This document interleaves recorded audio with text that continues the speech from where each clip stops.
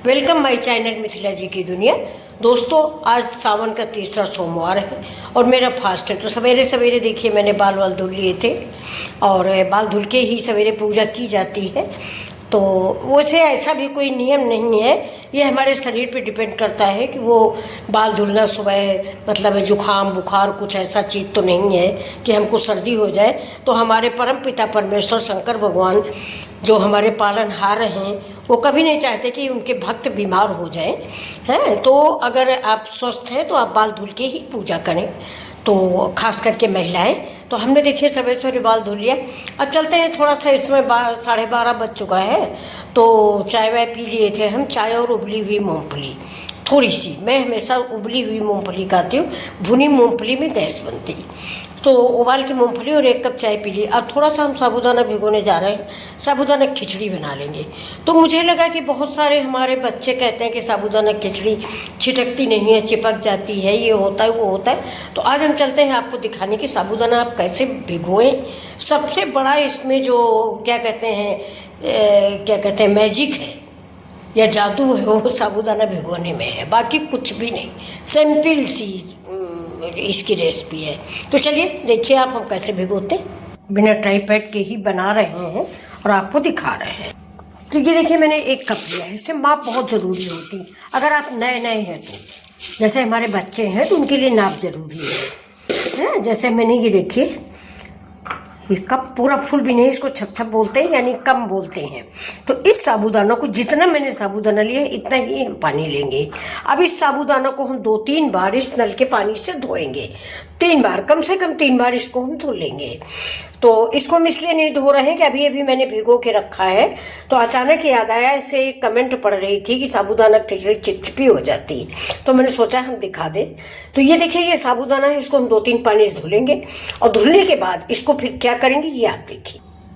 तो अब देखिए ये साबूदाना मेरा धुल गया है और ये देखिए 1 कप पानी, इसको हम और कम कर देंगे। ये देखिए जितना मेरा साबूदाना था, ये आप देखिए उजेले में ये इतना खाली, जितना मेरा साबूदाना था उतना ही हम इसमें पानी यूज करेंगे।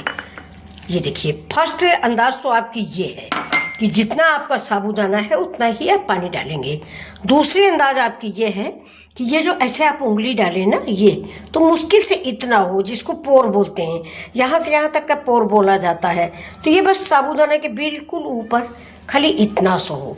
अब इसमें भी थोड़ा सा ज़्यादा है, अगर आप ज़्यादा पानी डाल देंगे तो आपका साबूदाना चिपचिपा बनेगा। ये देखिए तो बिल्कुल इस लेवल से ये देख लीजिए आप लोग, ये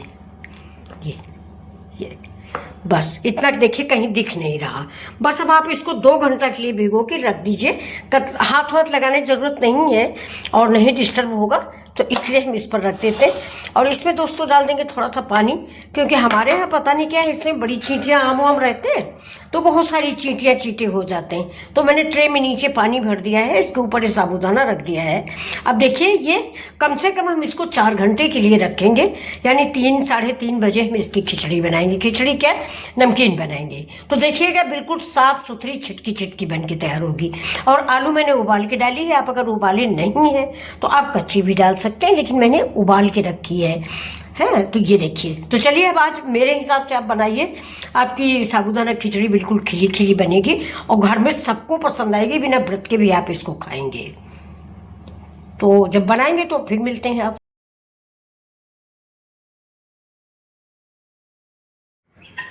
वेलकम माय चैनल मिथिला जी की दुनिया।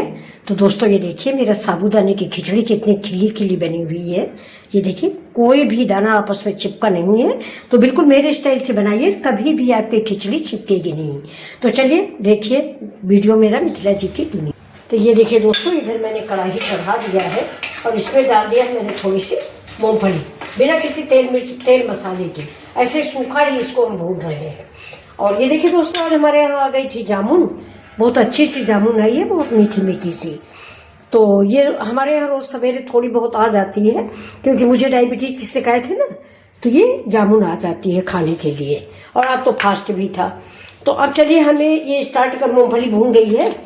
और अब हम देखिए ये मैंने आलू उबाल के रखी है। ये देखिए, अगर आप चाहें उबली आलू नहीं है तो आप कच्ची भी डाल सकते हैं, लेकिन हम तो उबली ही डालते हैं। लोग कहते हैं कि उबली आलू डालने से खिचड़ी चिपचिपी हो जाती है। लेकिन मैं तो हमेशा उबली ही डालती हूँ, क्योंकि फास्ट में ही मैं ये रेसिपी बनाती हूँ। और फास्ट में सवेरे हम आलू उबाल लेते हैं, थोड़ा सा कभी कभी दही मट्ठा से भी खा लेते हैं। ये देखिए, बस एक आलू ही डालेंगे, ज़्यादा नहीं डालेंगे, क्योंकि आलू से होता है कार्बोहाइड्रेट बढ़ता है जो नुकसान करता है मुझे खास करके। आलू फैट भी लाता है, तो अगर आप दुबले होना चाहते हैं तो आलू कम से कम इस्तेमाल करें। ये देखिए, इसको अगर आप छिकला सहित खाते हैं तो ये उतना नुकसान नहीं करती जितना कि ये छिकले वाली नुकसान, बिना छिकले वाली। अभी देखिए ये मूंगफली भून रहे हैं, इसको नॉर्मली ऐसे ही भून लेंगे। और ये देखिए, ये मैंने धनिया काट लिया है ये, और थोड़ा सा जीरा डालेंगे बस। इसके अलावा इस खिचड़ी में हम कुछ भी नहीं डालेंगे। खिचड़ी मतलब फास्ट की रेसिपी। तो अगर आप व्रत में खाते हैं, हल्दी है, करी पत्ता है, लाल मिर्च है, तो आप उसका इस्तेमाल कर सकते हैं।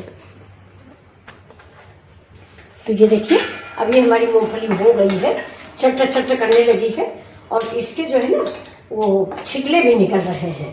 तो इसको हम निकाल लेते हैं, और इसको हम बिल्कुल दरदरा दरदरा मिक्सी में पीस लेंगे।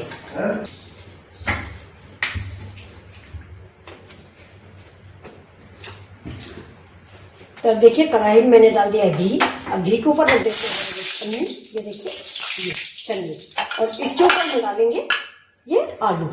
ये देखिए, ये अगर घी कम है तो हम अगर इसी में आलू डाल देंगे तो हमारी आलू बेकार हो जाएंगे, इसलिए हम ऐसे ही इसको फ्राई कर लेंगे। ये देखिए, हल्का सा ऊपर एक लेयर आनी चाहिए, और बिल्कुल मुझे फ्राई नहीं करना है, क्योंकि आलू के ऊपर जो एक सफ़ेद लेयर आ जाती है वो आनी चाहिए।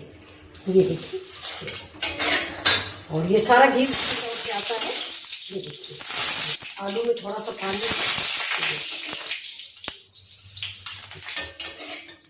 बस ऐसे ही 2 मिनट हम करते रहेंगे। तो अब देखिए, तेल मैंने निकाल दिया, तेल हमारे ज़्यादा था, और अब हम इसे डालेंगे सिर्फ जीरा। देखिए, जीरा डाल दिया।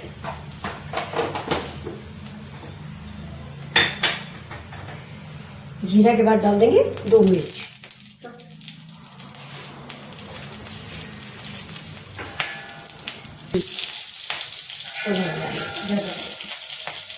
ये देखिए, 2 मिर्च मैंने इसमें डाल दिए।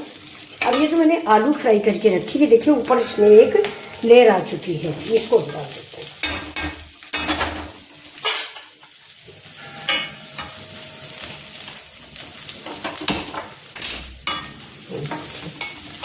इसको भून लेंगे। अब अगर लाल मिर्च आप खाते हैं तो लाल मिर्च आप डाल सकते हैं। लाल मिर्च खाते नहीं है, इसलिए मैंने लाल मिर्च नहीं डाला है, सिर्फ हरी मिर्च डालता है। इसके बाद व्रत में हम लोग हल्दी, धनिया, मतलब पीसी हुई सूखी धनिया, हल्दी, लाल मिर्च, करी पत्ता, ये सब चीज़ें नहीं खाते। ये मूंगफली में ऐसी ही दरकश लेंगे।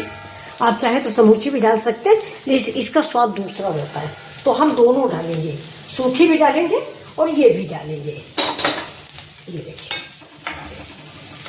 और देखिए, ये इतनी सूखी भी है। ये छिकला निकाल दिया मैंने, इसको भी डाल देंगे। बिल्कुल आप मेरे तरीके से बनाइए, इतना बढ़िया आपका ये नमकीन बन के तैयार होगा फास्ट वाला, कि आप इस रेसिपी की वजह से फास्ट रहना शुरू कर देंगे।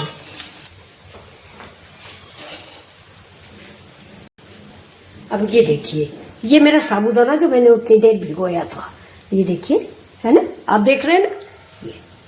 अब ये देखिए कितना छिटका बना हुआ है। इसको हम किसी बड़े बर्तन में करके आपको दिखा देते हैं।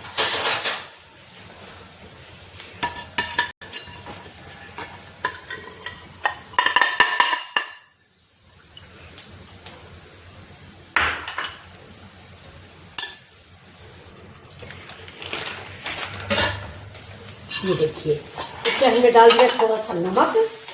और ये देखिए, मेरी रेसिपी रेडी हो गई है। तो आपको ये रेसिपी कैसी लग रही है? ये देखिए, इसको हम 2 मिनट के लिए ढक देते हैं। ये देखिए, तो चलिए इसको निकाल लेते हैं और गैस को कर देते हैं बंद। ये देखिए, एक बार और चला देते हैं और गैस को कर देते हैं बंद। अब डाल देते हैं, ये देखिए, इसमें हरी धनिया। ये